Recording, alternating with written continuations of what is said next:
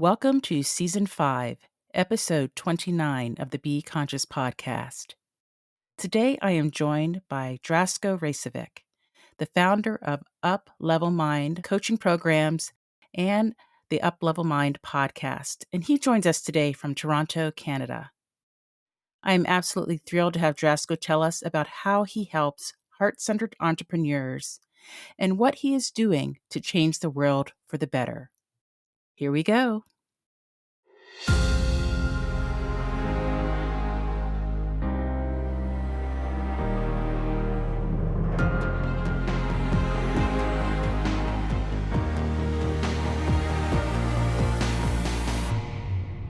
Welcome to the Be Conscious podcast, the show that brings you enlightened perspectives on the frequency of money, life's many challenges, and those heavy feelings that may be holding you back from living your best life.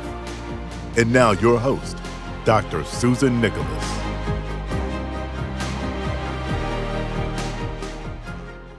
Drasko Raicevic is the thought hygienist at uplevelmind.com, where he runs his podcast and coaching programs of the same name.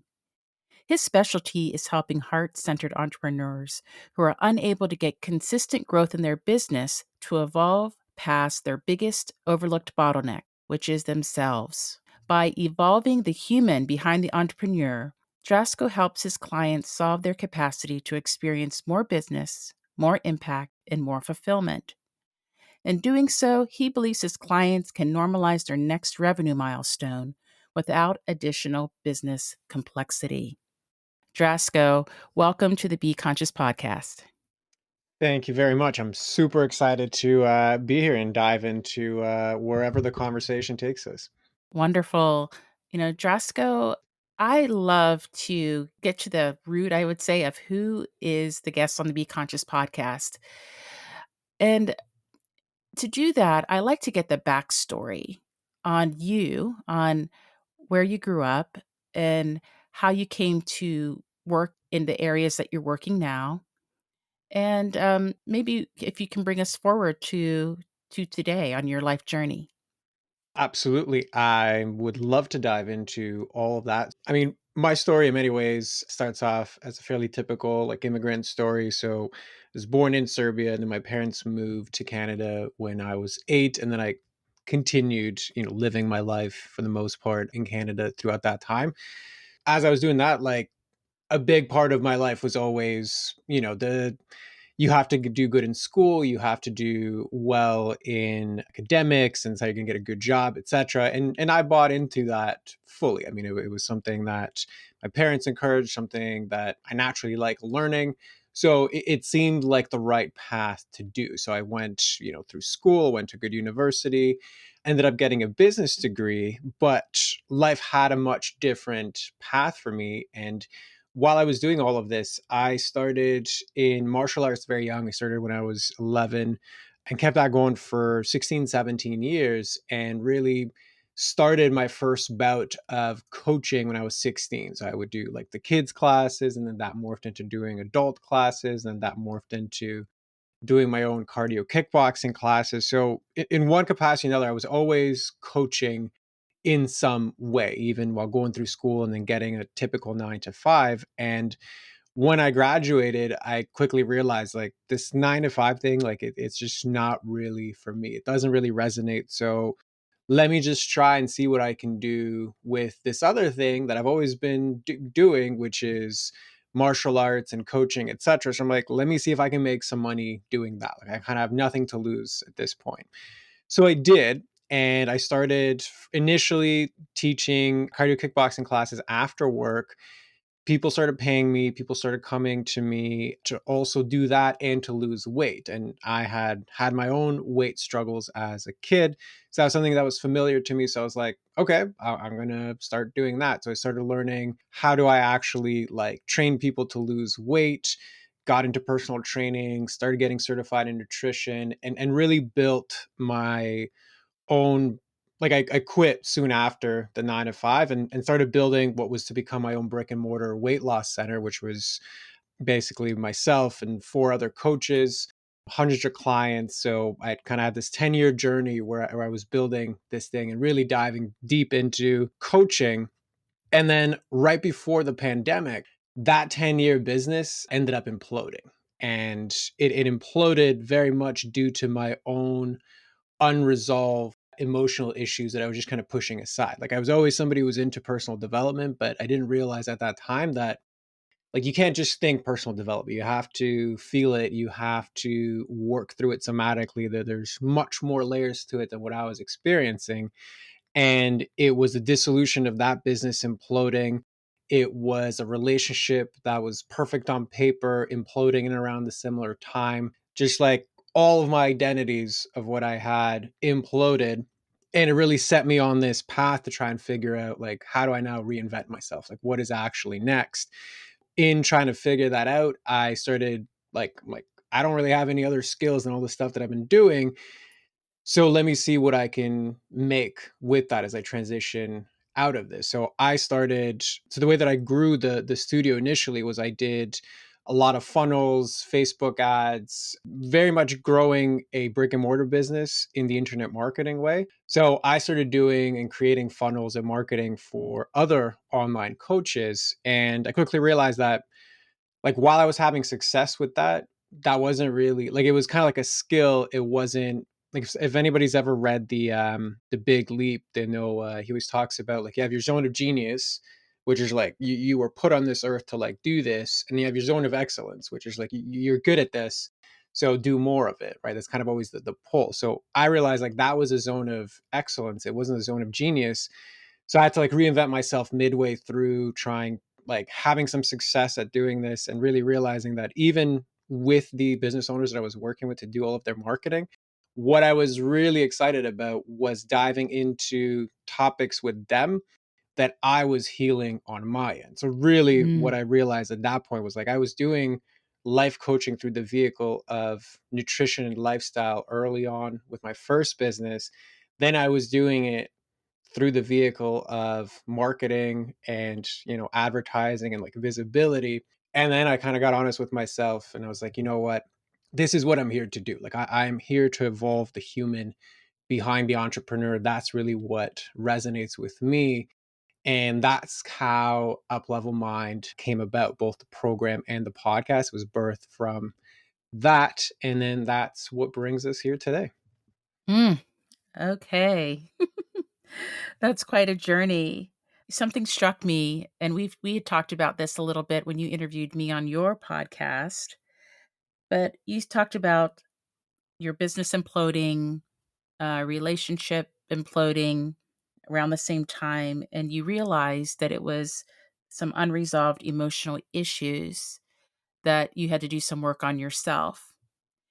And this brings me to the question of can you take us back, Drasko, to that 8-year-old self, or maybe that 6 or 7-year-old self that was in Serbia, and what was happening there with you, with your family, that had you immigrate to Canada in the first place? So my parents left because of the war that was happening in that region. Like we weren't in an area that was directly affected by any, like fighting or anything like that. Like I've had friends who've been in that situation that also emigrated for those reasons. For us, it was just the overall climate and then the inflation, or rather the hyperinflation that ensued. So like just to give you an example, it was like my dad would receive a paycheck, or let's just say in the morning from work, and it would be worth a different amount when he cashed it in the evening. Right. So like Mm, imagine like somebody pays you $100 in the morning, and if you cash it at 6 p.m., it's essentially worth $80 right now. yeah. So for that reason is why my parents decided to leave. And we had, known a lot of people that emigrated either to South Africa, Australia, Canada, US. So that was the choice for them. So I wasn't conscious of a lot of these things at that age. It was just kind of like, well, I'm leaving. So, here we are. But that was the overall reason of why we made that transition. So you said you weren't conscious of what was happening and you were just kind of going with the flow, if you will, like we're moving, so off we go.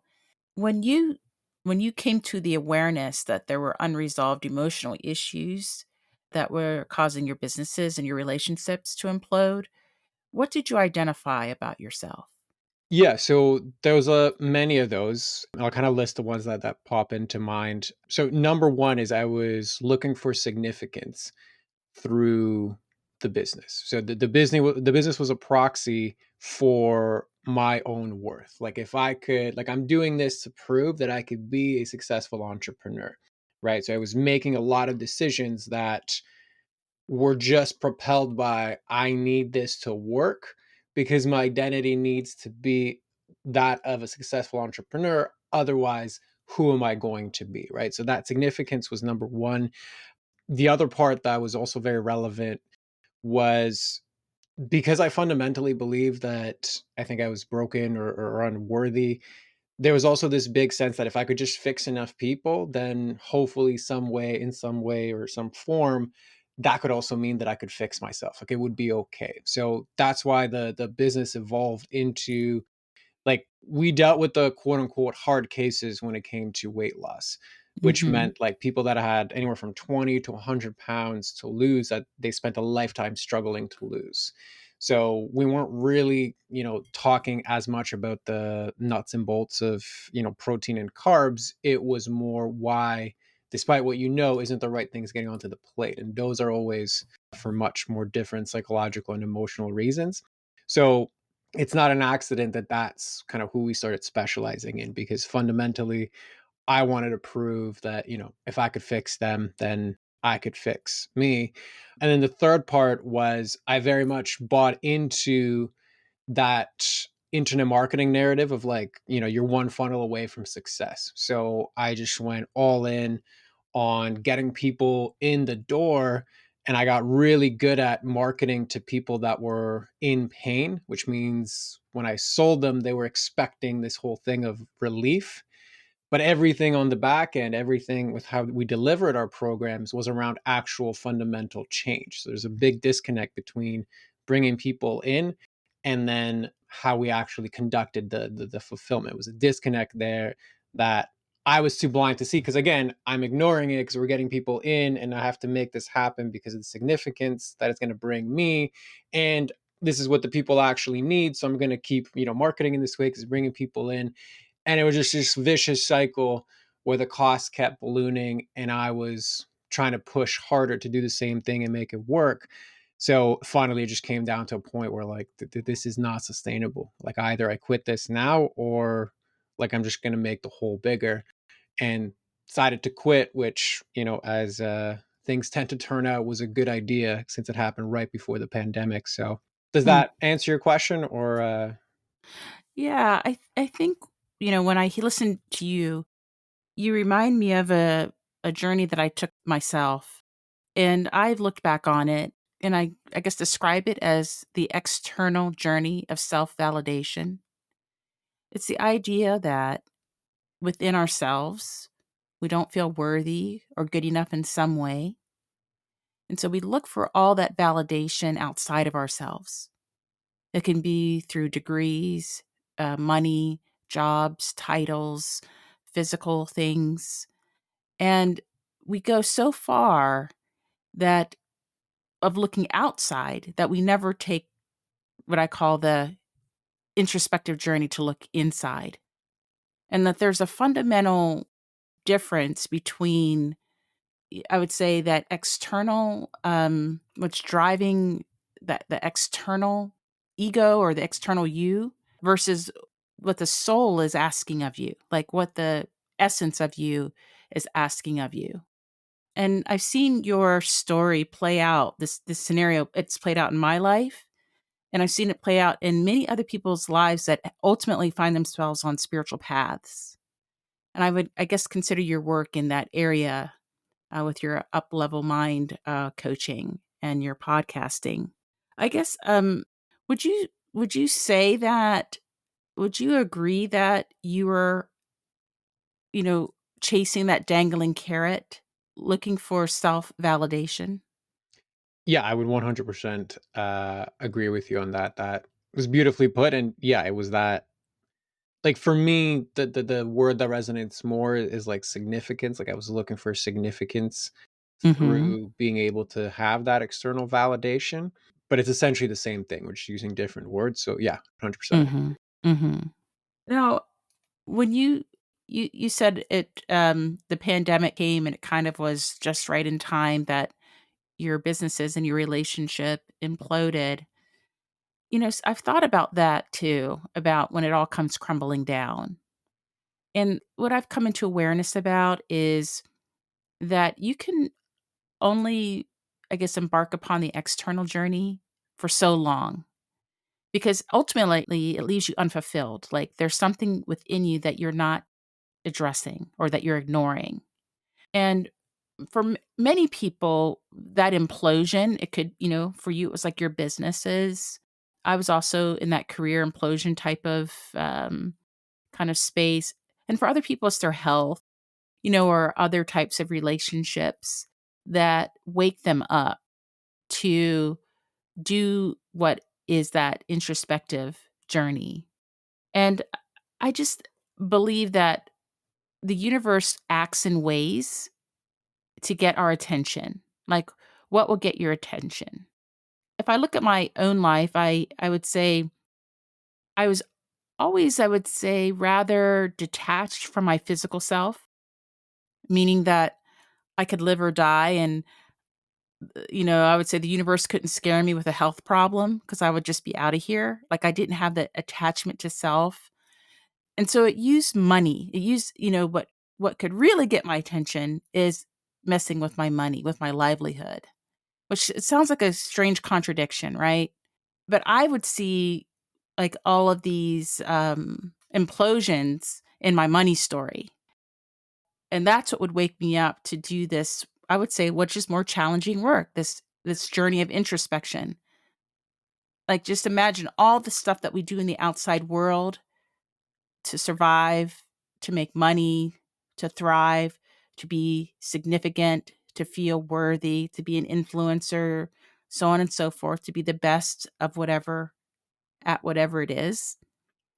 That's hard work, right? Athletics, all of that stuff. But then this journey of the soul, I would say, is even more challenging to do. And I think that's one of the reasons that many people don't embark on the journey in the first place. They know something's not feeling right inside of them, but that journey is just far too deep and perhaps too scary or unknown for them to ever embark upon the inner path or that inner journey of validation. What has been your experience between the two? Like as far as that external journey and then now doing this, I would say more spiritual or soul work. So yeah, I mean, the thing number one is I would say I completely agree with everything that you said, that external journey is one that, like you said, the universe will show you where you need to look. And then when you don't look, it'll get a little bit louder. And then if you don't look again, it's going to be like, okay, so you need a complete meltdown before you pay attention. Cool. That's exactly what you're going to get. So, yeah, Mm, right? I agree with you because I dealt with that, with people that were coming to me, at the previous life with regards to weight and health. Definitely that came about. Now it's, like you said, more with business and, with money or with overwhelm and responsibility. Like it just shows up in different things. So, your question was what or how would I comment as far as like the relationship with those? And to me, it always comes down to a mirror, right? Like even in my programs, we always use the accountability mirror as like an anchor for taking a look at what are the results in my life and how do they trace back to essentially what I think, feel, act, and embody.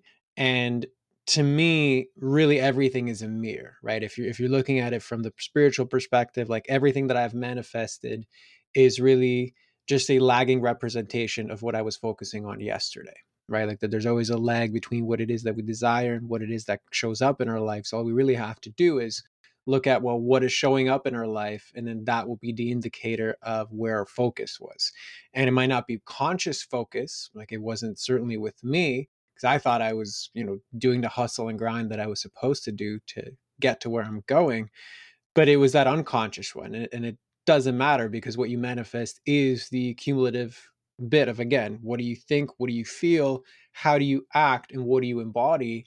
That totality and the frequency of that is going to be reflected as a mirror through the outside world. Situations that I attract myself in, things that I'm able to, touch and feel, and I have access to, the options that I have, the people in my life, the circumstances in my life, the amount of flow in my life, like all of them are mirrors. So, we hear it all the time of like the external reflects the internal, but I think we seldom take the time to really inspect, like, well, what does that actually mean? Well, what does that mean practically? How often do I sit back and actually analyze the outside, the external, from the perspective of my behaviors, from the perspective of things that I have, the perspective of the people that are with me, the experiences that I'm having on a regular basis? Do they reflect, what it is that I actually want to have more of? Do I even have the clarity on what it is that I actually want, which is oftentimes the case. Mhm. Um, so yeah, I think that relationship, the external and internal, like it's really just two sides of the same coin, right? That they are us having this experience, and then the duality of where we're looking to find more of that experience. So yeah, Mhm. that's what comes up for me, that reflection. Well, I love what you said about the accountability mirror. One of the things that I've come to recognize is that if you don't like your external reality, like what is occurring in your life, your relationships, your money situation, your living situation, your career, all aspects of the outer self of this third dimensional world, if you don't like it, then only you can change it, right? It's not the weather, it's not the economy, it's not the president or, all the things outside of ourselves, inflation, that it's you, that something has to fundamentally change within you. And I think what stops people from owning that, if you will, is because once you do own that you are the creator of your own life, then you must take responsibility for what you're creating. And I think that's really what people don't like to look in the mirror. I fundamentally believe that the hardest look is at oneself. We haven't even developed a relationship with ourselves to be able to handle this type of transformation. I think it's really about ownership of who you are and what you are creating. And truly, when you realize that you've created all of this in your external world, you recognize the power within you. And you talked about the thinking and the behaving. It's all of that stuff, right? There's power in your thoughts, in your ideas. That carries a vibration. There's power in what you speak. That carries a vibration. That's a wave, that's a sound, that's energy. What you do, it matters. All of these things are cumulative. It's all energy at its very core and its essence. Just like you and me and all of us, we are all energy at our very core and our essence.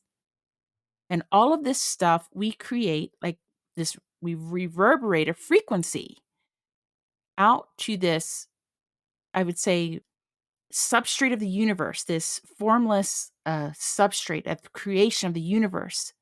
And then it is returned to us in kind. And so I think at the very core, it's all about our vibrational frequency, our internal frequency. And really, the manifestation is really, I believe, about attraction. So if I'm resonating a certain frequency, then that's what's returned to me. That's what I'm attracting.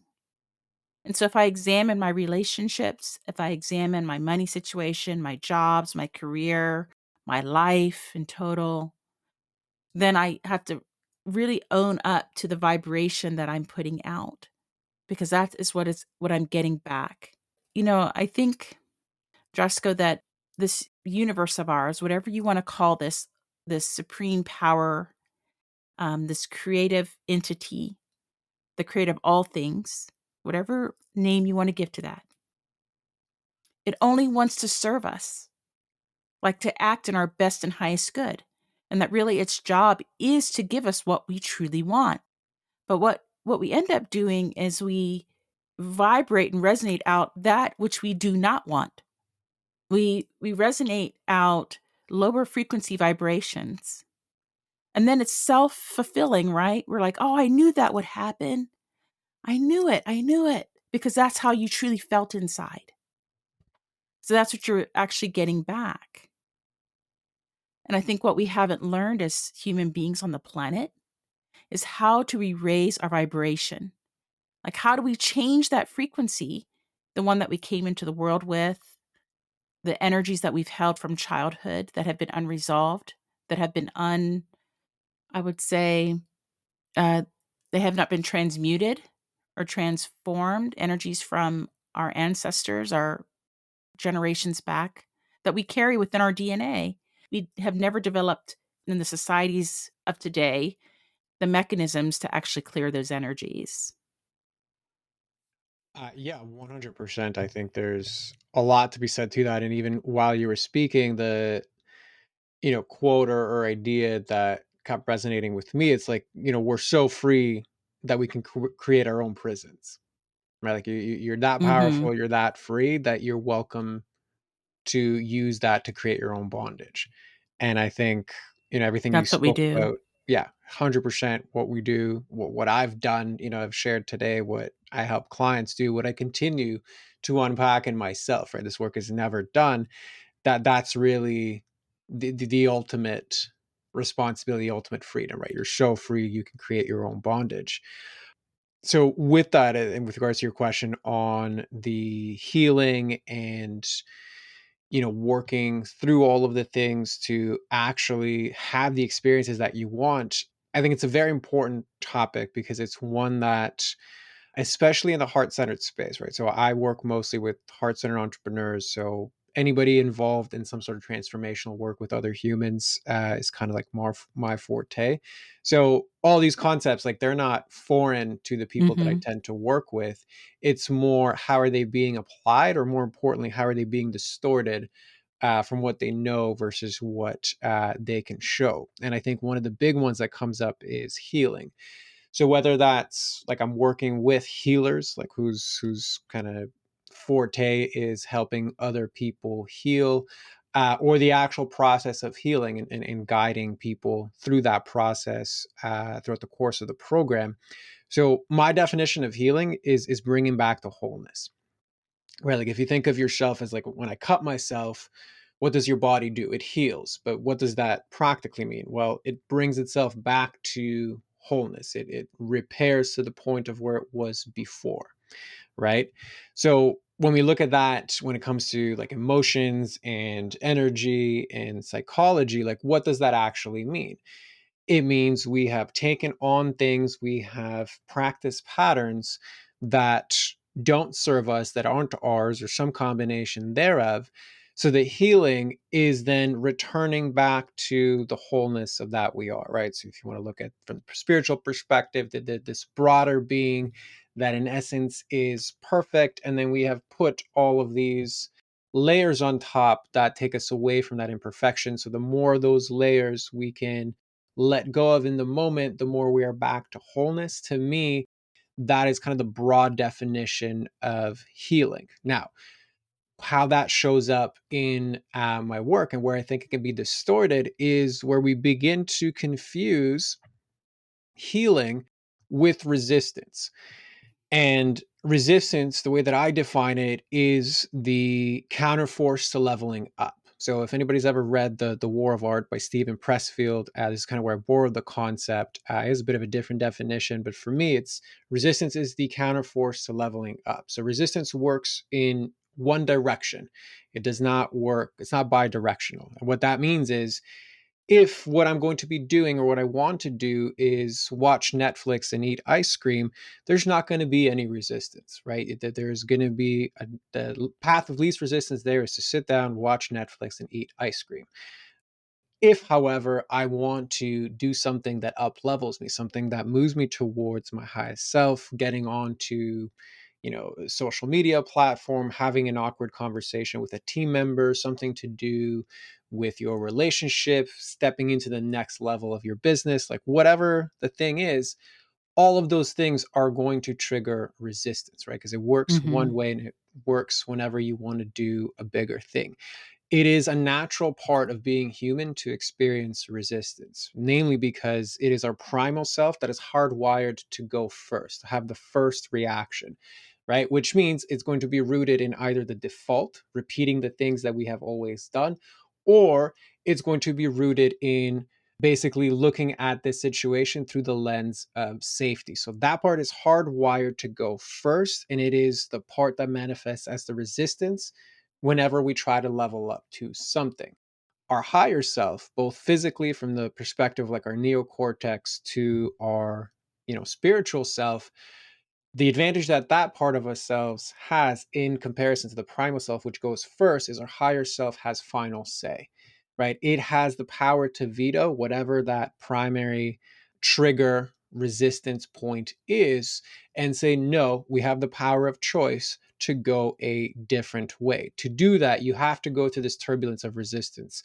And that is the part that so often we neglect to recognize because we confuse it with healing. And sometimes they do overlap. So I don't want to make note of that. Sometimes what you need to heal hijacks these resistance aspects of ourselves and they kind of mesh into one, and it takes some work to unpack that.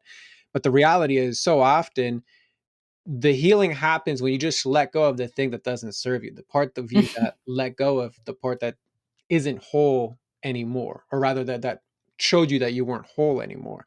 So as soon as you let that go, like, you're healed, right? And even I think that the biblical story of Jesus, he's like, hey, I can't remember what the actual thing was, but it's like, there's the guy who's waiting to bathe in the water so he can be healed. He never gets a chance, and then Jesus comes and he's like, okay, you're healed, you can walk. And then he's like, he doesn't know what to do. But that's the whole point. Like, once you return into your wholeness, the next step is for us to actually walk, right? There's nothing that needs to happen beyond that. When we begin to walk towards where we want to go, we can be in our wholeness, but recognize that we're still going to hit resistance. Why? Because in the walking, even in the wholeness, is where we're going to experience that counterforce to leveling up. And I think when, like, both for myself and when I help clients really recognize the distinction difference between those two, it allows you to then develop the awareness to have two different skill sets, like one that deals with the letting go of the healing, and then one that empowers and says, okay, now that I've, let go of this part of me, I can now learn to walk in the healing. I can learn to walk in my wholeness. And that's a whole other skill set, but it's a much more exciting one. Yeah, that's all that came up for me while you were sharing your story. Well, Drasko, I think this is a great time to take a little break. And when we come back, let's talk about your up level mind business and how it is that you help people to let go. Stay with us.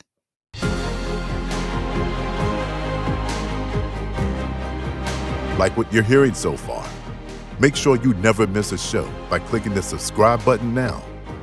How would you describe your relationship with money? Did you ever imagine that your deepest feelings and beliefs about money could be preventing you from acquiring all the wealth that you desire? Click the link below in the show notes to learn more about Dr. Nicholas's highly sought-after Frequency of Money program to positively transform your relationship with money. This podcast is made possible by listeners like you. Thank you for your support. Now, back to the show. So, Drasko, before the mid roll, you were telling us that it is resistance that keeps people from what you call leveling up. And then sometimes there's I guess, a confusion about something needing to be healed when really it just needs to be let go of, whatever that it is for the individual. Can you share with us how you identify what the resistance is with your clients, and then how is it that we let go? How do we let go? A nice, another deep question to dive into all these topics. So, I think number one is to always specify, like, it always depends on the individual that is in front of me, because these things don't have a definitive form on their own. It's just, here is the general aspect and how does it show up in the individual, right? It's kind of like how do I be creative, right? Like it's different for everybody, but there are commonalities amongst all of them. So that's number one. So I can speak to the commonalities, right? With regards to like what's the distinction between the resistance and the healing? And the simplest answer I can give is in the charge. So in the charge to the thing that is in front of you. So something like I am uncomfortable with the responsibilities of the business that I'm building. Okay. So let's just say I'm at a point where I have to now expand beyond this, whether it's because I have a bandwidth issue and like I just can't keep up with the work demands that are here, like I'm not enjoying this anymore, or where I feel like and what wants to emerge through me is a bigger version of my business. I'm gonna have to take on, more responsibility and hold more. That can both be triggering to the resistance and it can also be triggering to the healing that's required. And in many ways, the both are going to overlap. So, how do you tell the difference? If there are aspects of you that are coming up when you get to that level of business that need to be healed, there's going to be a charge that feels less clear than simply the resistance. So what does that actually and practically look like? Let's just say like if it's a pattern that's repeated itself over many times, right? And the easiest example here is like relationships. We all know that person that essentially gets into the same relationship every single time, just with a Mhm. different person, right? Like patterns like that, going back to what we spoke about at the beginning, like the mirror, that is a reflection that something inside of me finds safety or rather familiarity within this type of container. Even though I don't like the consequences of it, I'm quite familiar here and I don't like the consequences. I want something to change and I always find myself here. To Mhm. me, that's right away an indication that there needs to be some sort of healing here. There is a part of us that understands fundamentally where I want to go is beyond this. I want a different experience and the whole part of me that wants to emerge is aligned with that and knows where I want to go.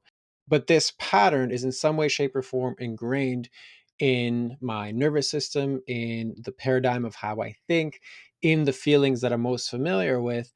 That is something that needs a lot of letting go of, right? So whatever that is, to dive into that work to see what that relationship is for you, that's the part that needs healing. Let's just say once you've done a lot of that work, and it's not necessarily one session, this is something that can be done across a longer period of time. But as you begin to let go of that, as the charge within that situation begins to decrease, as the awareness around what's actually happening begins to increase, there is still a part of you that is habituated to doing something across the years of your life that now you are asking to change. Okay. Going back to the primal self always goes first.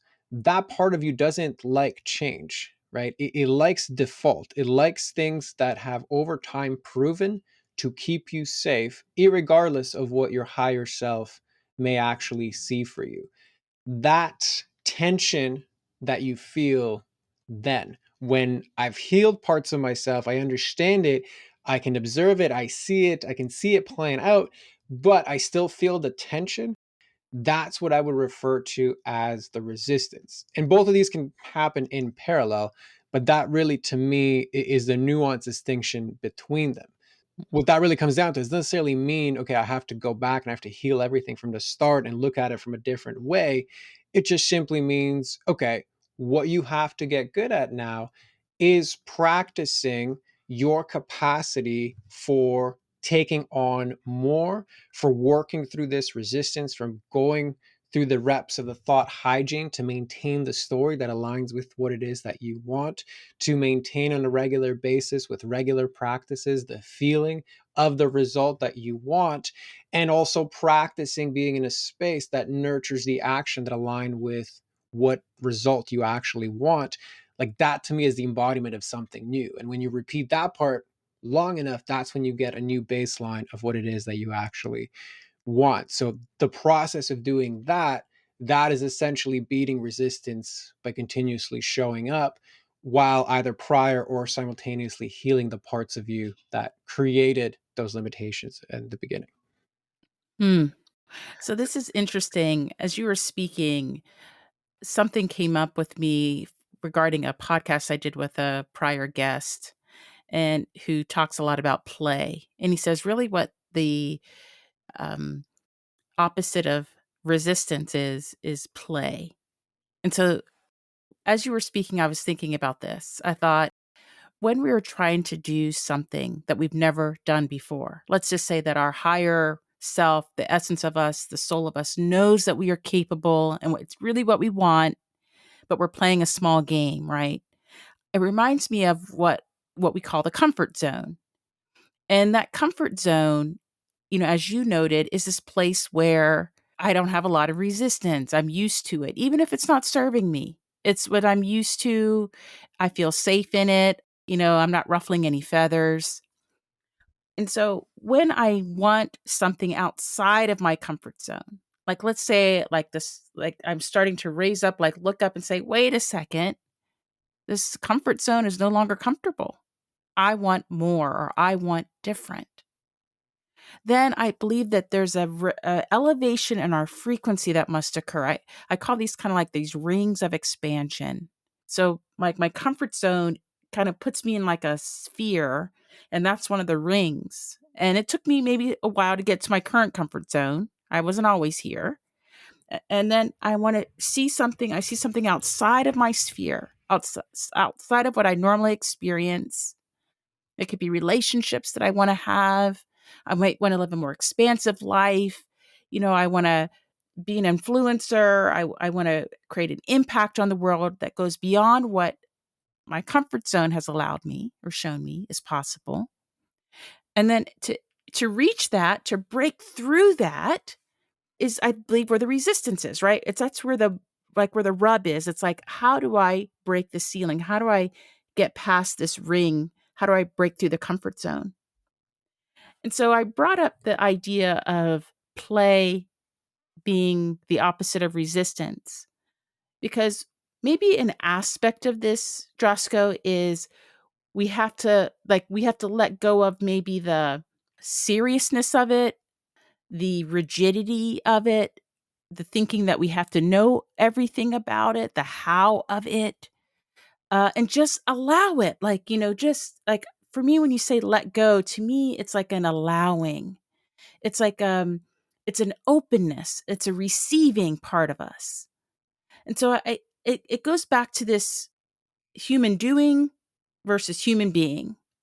We're so busy doing, doing, doing because we think we do more than we'll receive more.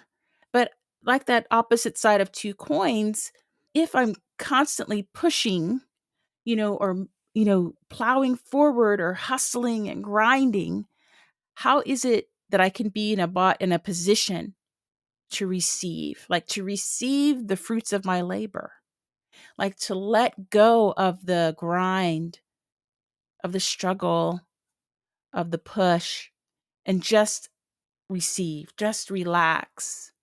It's kind of like this idea of when you finally stop trying so hard, it happens. Whether it's like when you stop looking for that perfect or that ideal relationship or job, then it just somehow shows up. A co-host of mine for my money consciousness show, she brings up this scene from the movie Under the Tuscan Sun, where one of the characters recalls looking feverishly for ladybugs in the grass and just looking and looking and just poring over this field of grass and can see no beetles.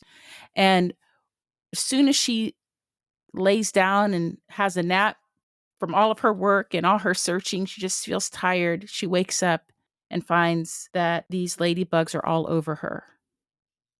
And so to me, it's a metaphor for this, what you're talking about. Like it's the opposite of resistance. Perhaps it is that playful side of us, that carefree side of us, that allowing side of us, that free side of us, that laughing, that joy, that blissful side of us. that when we're in that state of being, that is when we should actually be doing our manifesting. Like that's when we make our requests to the universe, when we're in that open space to receive. Yeah, I love that visual of the ladybugs and just laying down, and then it suddenly like happens. 100%, I agree with you, and I think the nuance that I would add to it is like you can have playful, fun energy in in the space in the container of fear. Like they are not necessarily separate. Sometimes they're antithetical, but they're not separate, right? Like if you think of I'm gonna jump from a cliff into water. Like that can be both a fearful and fun experience, right? Going on a roller coaster. There's a lot of excitement, there's a lot of fear energy in that as well. But like if you look at the way that kids do it versus how adults do it, it's like two completely different experiences, right? The adult is Mhm. going through this like convincing, pushing, like, oh my God, okay, fine, like I'll do this. Maybe I'm crazy. What's going on? I'm too old for this. Whatever the narrative is, that's essentially resistance, right? Like that part has been Mhm. practiced and goes first. The kid didn't have the opportunity to practice all this stuff. So they're just like, I Go feel for the it. fear. I'm going to go for it. I'm going to do it.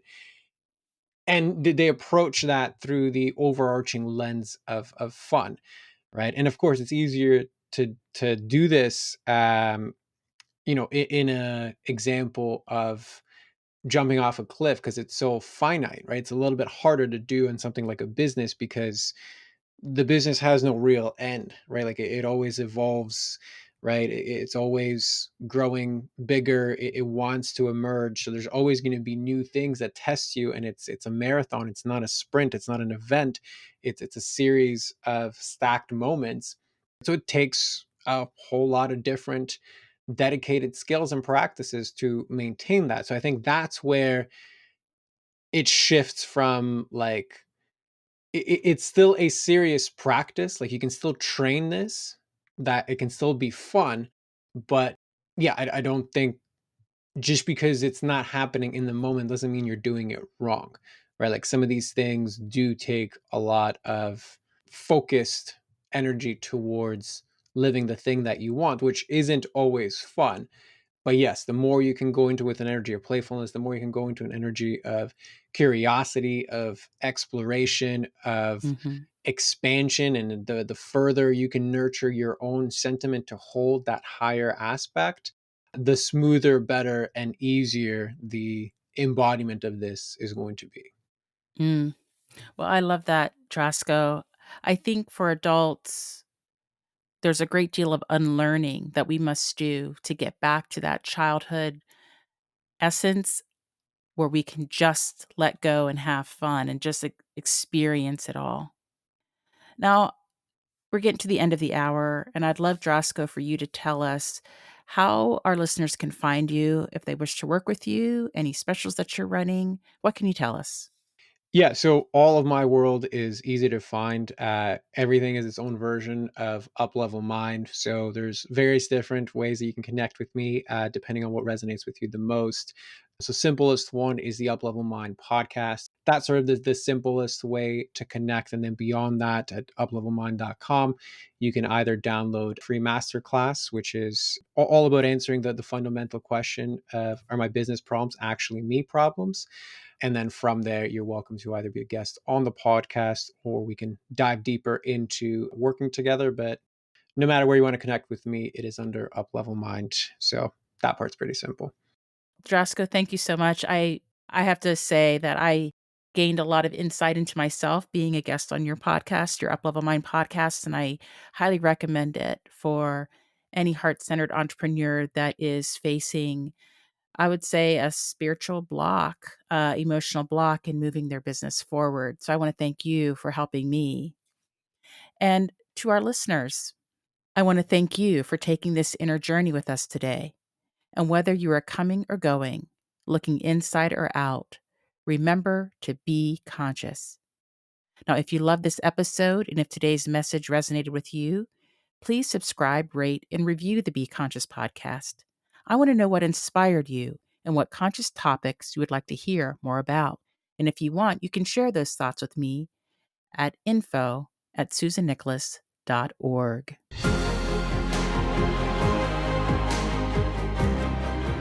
Thanks for listening to the Be Conscious podcast with author, TEDx international speaker, and conscious coach, Dr. Susan Nicholas. Be sure to connect with her to stay up to date with her latest news and works. Learn more about her conscious speaking platform at susannicholas.org/speaking. Stay tuned for the next thought-provoking episode. And whether you are coming or going, looking inside or out, remember to be conscious.